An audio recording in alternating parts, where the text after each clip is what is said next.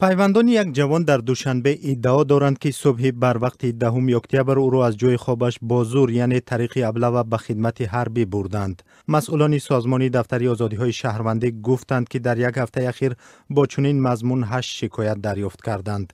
گلبهار محمد قلو ساکن شهر دوشنبه که حالا در روسیه در مهاجرت مهنتی قرار دارد 11 اکتبر بر رادیو آزادی گفت پسرش را ساعت 6 صبح روز گذشته 6 نفر از جایگاه خوابش به بیرون بردند و تنها بعد این نصف روزی معلوم شده است که آنها کارمندان شعبه کارهای داخلی و کمیسریات حربی نویه فردوسی دوشنبه بودند. این زن گفت پسرش بختیار یوسفوف مادری 81 سالش را نگهبانی میکرد.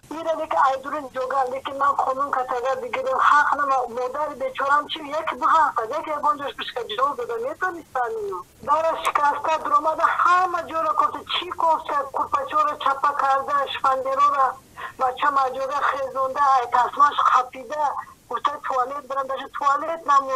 مملکت محمد قلو و مادر این زن که حادثه در منزل زیستش رخ داده است روز 10 اکتبر بر رادیو آزادی گفت صبح بر وقت درش را زده یک گروه ناشناس وارد خانه شد سخت ترسید. شش کرد چیت خودش کتی پیله کرده محکم در شادخ نخل باسماش کرد وارین در آمد خانه با ابلم با آمده که کلتر میبیاد میگوید میخواد اصلاحی چیز کتی کار کتی آمدیم آچه جان من برای شما به میخواد ابلم حاضرت است برای شما یا میبریم چی میکنیم مسئلت کردن در گرد زدن در یا گرد من نماخونیم. هم مسئولت در شب روزی دعوت جوانان به صف قواهای مسلح از جانب ساکنان شکایت بازور یا خود ابله و بردن جوانان به صف ارتش صدا می‌دهد.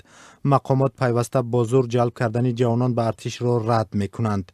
در کمیسریات حربی ناحیه فردوسی روز 10 اکتبر بر رادیو آزادی استفاده زور برای بردن جوانان با ارتش را رد کردند و گفتند که بختیار یوسفوف برای به ارتش رفتن خودش عریضه نوشته است. در وزارت مدافعه تاجیکستان نیز گفتند که تا حال هیچ شکایت در رابطه با ابله و ساکنان دریافت نکردند. اما دلربا صمد و رهبر تشکیلات دفتری آزادی‌های شهروندی بر رادیو آزادی گفت که هفته گذشته با چنین مضمون تنها در حدود شهر دوشنبه 8 شکایت دریافت کردند. شکایت ها از وجود ابله در حالی است که همه روزه رسانه‌های دولتی از افزایش صف اختیاران به ارتش خبر می‌دهند. در دعوت امساله به فرق از سالهای گذشته حزب حاکم خلقی دموکراتی در تمام منطقه‌های تاجیکستان به دعوت جوانان به صف ارتش آغاز کرده است. عثمان صالح سخنگوی این حزب معرکه دعوت از جانب این حزب را بالا برداشتن حس وطن‌دوستی جوانان عنوان کرد. او گفت که تا حال بیشتر از 100 جوان با ترغیب این حزب در منطقه‌های گوناگون تاجیکستان به ارتش پیوسته است. کارشناسان میگویند کمیسرهای حربی در حال بازور جوانان را به خدمت حربی جلب میکنند که نقشه دعوت را اجرا نمیکنند. در تاجیکستان دعوت به خدمت حربی در ارتش سال 2 بار بهار و تیر ماه صورت میگیرد و در هر دعوت از 15 تا 16 هزار جوانی از 18 تا 27 ساله به خدمت حتمی عسکری جلب میشوند. بنا به اطلاع منابع رسمی تاجیکستان تعداد افراد سینی دعوت در کشور بیش از 600 هزار نفر حساب شده است که 150 هزار نفر این شمار از خدمت ارتش آزاد هستند و باقی باید به خدمت حربی جلب شوند.